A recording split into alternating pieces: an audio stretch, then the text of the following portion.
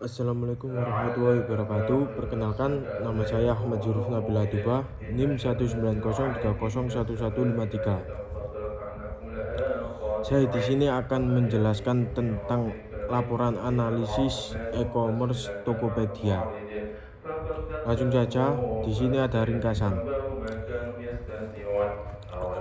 PT Tokopedia merupakan perusahaan perdagangan elektronik atau sering disebut toko daring.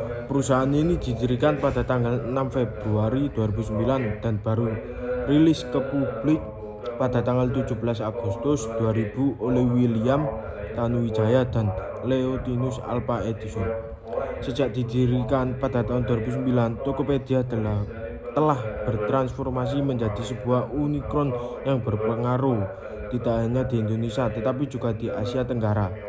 Hingga saat ini, Tokopedia termasuk marketplace yang paling banyak dikunjungi oleh masyarakat Indonesia. Tokopedia turut mendukung para pelaku usaha mikro, kecil, dan menengah UMKM dan perorangan untuk mengembangkan usaha mereka dengan memasarkan produk secara daring dengan pemerintah dan pihak-pihak lainnya. Salah satunya program kolaborasi yang diinisiasi oleh Tokopedia adalah acara tahunan Makerfest yang diadakan sejak bulan Maret 2018. Pada 17 Mei 2021, Tokopedia dan Gojek mengumumkan resmi merger dan pembentukan grup GoTo. Nama GoTo sendiri berasal dari singkatan Gojek dan Tokopedia dan juga berasal dari kota gotong royong. Tokopedia menjadi loka pasar daring atau e-commerce dengan jumlah karyawan terbanyak di Indonesia pada kuartal 1 atau 2002. Berdasarkan laporan IPRES, jumlah karyawan Tokopedia sebanyak 7.409 karyawan. Dirangkum dari laman resmi Tokopedia.com Kamis 20 bulan 7 2023. Saat ini Tokopedia sudah menjangkau 99% dari kecamatan di Indonesia dan sudah memiliki lebih dari 100 juta pengguna aktif setiap bulannya. Selanjutnya, bidang usaha Tokopedia. Tokopedia pada awalnya adalah C2C dalam kurung consumer to consumer tutup kurung. Dengan menyediakan marketplace di dalam platform mereka, konsumen bisa menjual barang dari mereka ke konsumen lainnya, sedangkan pihak marketplace hanya mengawasi saja transaksi yang terjadi sekaligus mengakomodasi proses jual beli. Namun dari laporan Daily Social mengindikasikan adanya pelebaran batas antara e-commerce B2C dan C2C yang dilihat dari penilaian reputasi. Penilaian terhadap reputasi umumnya berdasarkan pada kepercayaan konsumen yang terbentuk dari beberapa faktor, diantaranya jaminan produk, kualitas layanan, hingga efektivitas sistem yang disajikan. Dari penilaian reputasi, Tokopedia mendapati angka tertinggi. Sektor e-commerce B2C dalam kurung bisnis to consumer tutup kurung adalah model bisnis yang lazim dilakukan di pasar e-commerce. Bahkan sektor B2C adalah model bisnis yang selalu ada di pikiran orang saat mendengar kata e-commerce. Transaksi e-commerce B2C menyerupai model retail tradisional, di mana bisnis menjual jasa atau produk kepada individu, namun bisnis dijalankan dengan platform online alih-alih dengan toko fisik. Meleburnya kategori C2B dan B2C juga ditengarai hadirnya official store di online marketplace. Dalam inovasinya, Tokopedia menghadirkan official store B2C marketplace yang melayani konsumen yang mencari produk dari merek dan distributor resmi lokal maupun internasional. Selanjutnya, jenis produk Tokopedia. Tokopedia menyediakan platform sebagai tempat untuk menjual barang merchant. Di dalam platform Tokopedia hanya menjual produk, bukan jasa. Penjualan jasa di Tokopedia akan sulit untuk diverifikasi sehingga tidak menimbulkan transparansi dalam bertransaksi.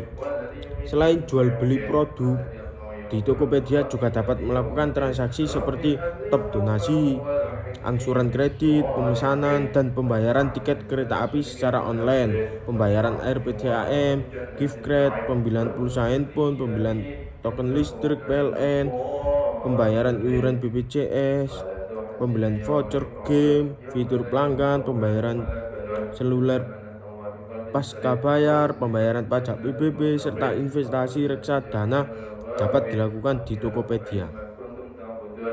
Selanjutnya, alamat situs atau nama marketplace. Alamat situs resmi Tokopedia adalah http://www.tokopedia.com. Melalui situs tersebut, pengguna dapat mengakses marketplace Tokopedia dan melakukan berbagai aktivitas seperti mencari produk, melakukan transaksi pembelian, menjual produk, dan menggunakan fitur-fitur lainnya yang disediakan oleh platform Tokopedia. Selanjutnya ada dokumentasi. Nah, seperti ini contohnya, seperti gambar di laporan yang tertera. Selanjutnya link YouTube. Dan selanjutnya ada uraian analisis. Tokopedia merupakan salah satu pemain utama yang menguasai bisnis e-commerce tipe C2C. Dampak e-commerce pada bisnis Tokopedia terlihat secara nyata dalam bentuk investasi pemanfaat teknologi yang dilakukan, yaitu web dan mobil app. Investor Tokopedia juga membantu dalam pelayanan teknologi melalui penyediaan platform yang dapat membantu menurunkan biaya layanan operasional Tokopedia. Jika ditinjau dari sisi dampak dari e-commerce yang dilakukan oleh Tokopedia ini dapat dibagi menjadi dua dampak, yaitu dampak positif dan dampak negatif.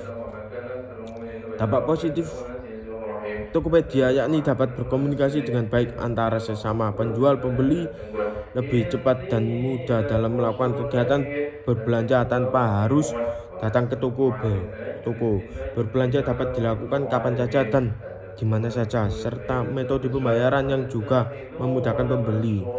Selain dampak positif, ada juga dampak negatif yang dapat disebabkan oleh bisnis ini, yakni membuat gaya hidup menjadi boros, munculnya banyak penipu yang memanfaatkan internet, munculnya pencurian motor, pencurian nomor kartu kredit, membuat gaya hidup masyarakat menjadi malas karena dimanja oleh teknologi.